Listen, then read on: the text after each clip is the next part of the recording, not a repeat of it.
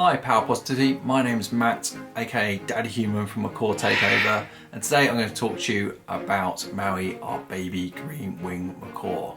But before I do so, I thought I'd give you a bit of background as to why a macaw, why parrots, how I got into parrots. As a young child, I was fascinated by flight, anything that flew, from birds to aircraft. Actually, I flew model aircraft.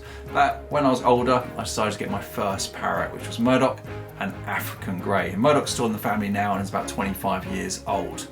Now, after a lot of research, we chose macaw. We knew we wanted a parrot. We wanted to do research on different types of parrots and different types of parrots' personalities as well. So once we chose a macaw, we thought, oh, what type of macaw? Do we want a green wing? Do we want a hyacinth? What type of macaw do we want? And then we worked out that green wings actually have quite a good temperament. I'm sure they all do. It's all about upbringing. That's how we end up with Maui, our baby green wing.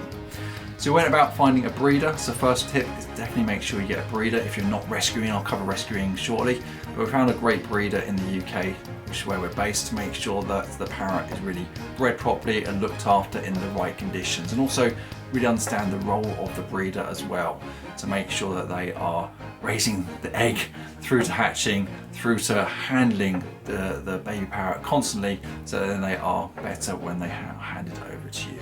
So one of our favourite things to do with Maui is actually to train him, to spend time with him training different things. That might be from a trick such as a high five or spin around on the spot, to actually part of free flight training as well. So that is our goal with Maui, is to actually teach him how to free fly by himself and know that he's always going to recall to us and come back to us. So he's doing pretty well on that journey. At the moment he wears a harness whenever we take him out. We take him out on a long leash and he will call back to us. So we haven't quite got to the point yet where we're ready to take that harness off, but he's getting better and better with that. Maui's got quite an interesting personality and it really depends on the time of day. So in the morning, he's got into the habit that he will call us. So he's good as gold throughout night. He stays covered up. As soon as we go down and we make a cup of coffee in the morning and he knows we're awake, he'll start calling us out because he wants to come out. He likes coming out. He knows his routine. His personality goes from cheeky to trying it on, to try and get treats from you or explore around the house, to absolutely super cute. The other day he jumped on a flower pot in the house, the flower pot fell over, it fell on top of him, and he ran off. He ran off literally across the floor, which is quite funny considering he can fly, but he ran off and he ran upstairs. And I called him and said, Maui, what have you done? And he just carried on running upstairs because he knew he'd been naughty. So that's the type of enjoyment you get from a parrot, which is quite surprising.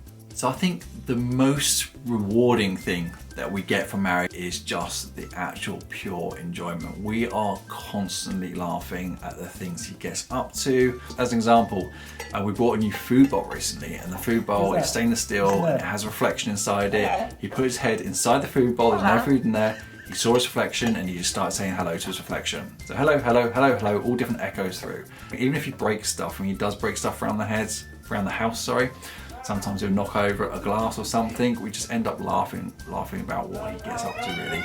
So it's just so much enjoyment from him, so much fun from him as well. And we like to think that he has fun as well and he's treated well. And we can kind of see that as to how he interacts with us. In fact, he wants to be with us all the time. In fact, he comes over to us, he sits on our laps in the evenings, he goes to our shoulders, he cuddles in he tucks in for a cuddle around the neck.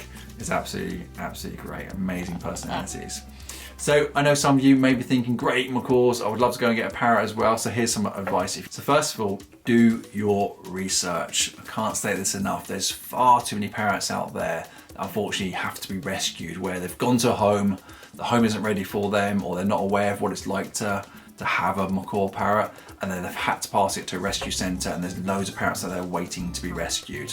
That is a good way to get a parrot, is to go to these rescue centres and do multiple trips and get to know the bird that you're looking at, but also do your research online. Follow different people on YouTube, read different articles that are out there. There's lots of great stuff out there, great content. Join some groups, ask the questions as to what it's like, because having a macaw parrot is a full-on job, it's a full-time job.